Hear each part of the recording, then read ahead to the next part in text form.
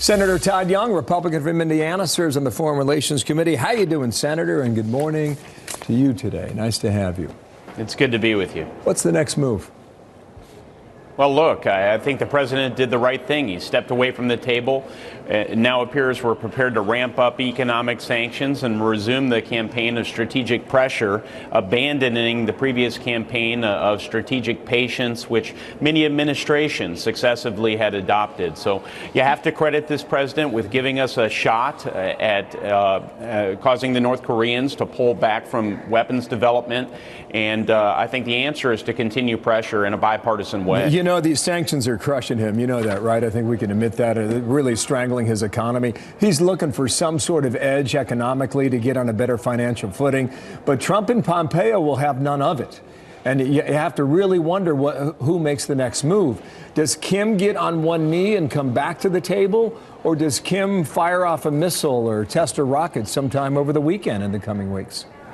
Well, look, we still have arrows in our quiver with respect to ramping up economic sanctions. We need to pressure the Chinese to stop providing food, fuel, and sustenance to the North Korean regime. We need to pressure our other partners there with whom we have strong economic relationships to also help us crank up the economic thumbscrews, if you will, against the North Korean regime. And I think that's what we're going to see in coming weeks. We want to resolve this, of course, not through diplomatic, but through diplomatic and economic means, not through military means. And the only way we're going to do that is to have a credible threat of military force. So our military is in the area as well, so that Kim Jong-un knows that this president is serious. Yeah, I tell you, being in Hanoi last week, I just had one question on my mind the whole time. Is Chairman Kim ready to change? And I don't think we have that answer. Do you? You know, we really don't have that answer. There's the fundamental question of whether he would ever give up his nuclear weapons under any circumstances. That's a question that this president commendably is exploring, and I think we need to explore. Okay. Bill Richardson from earlier on our program today said this about what's happening.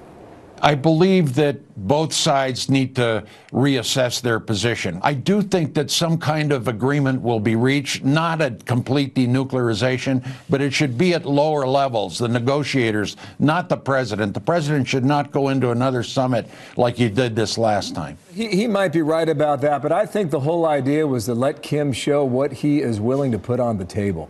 And you can only do that when you hear it from his own mouth. And I think that's what happened last week. I talk about the Green New. Do you just want to say something about that? Well, look, I respect Bill Richardson and his service to our country, but he's been part of those lower level negotiations in the past. And what have we seen? We've seen continued weapons development, and it's sort of loosey pulling away the football. And this president recognizes we need a game changer, and he's been part of that. So I commend him for that. Thank you, sir. With respect to the Green, go ahead. The Green New Deal. Let me just set it up for you, because Politico writes about it the following way. Senate Democrats have figured out how to dodge Republican attempts to trap them on the Green New Deal, vote present, then attack GOP lawmakers as anti-science climate deniers. But the strategy puts Democrats in the awkward position of backing away from a proposal that has garnered support from a half dozen of the party's senators running for president. How do you see that, sir? That's a pretty weak-handed strategy. This thing's going to cost $95 trillion. That's 65 grand per American household per year. Now, I can tell you Hoosier families certainly aren't prepared to pay for that.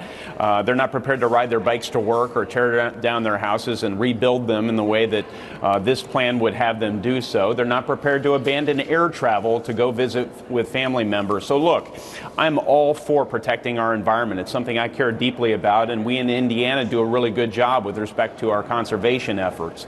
But we don't have to destroy our environment through this sort of big government program. We can protect our environment, keep this economy moving, which we've been able to do under Republican leadership here in Washington, and I want to be part of that moving forward. Thank you, sir. Senator Todd Young from Indiana. Nice to have you back on the program. Thank you. Yeah, thanks so much, Bill.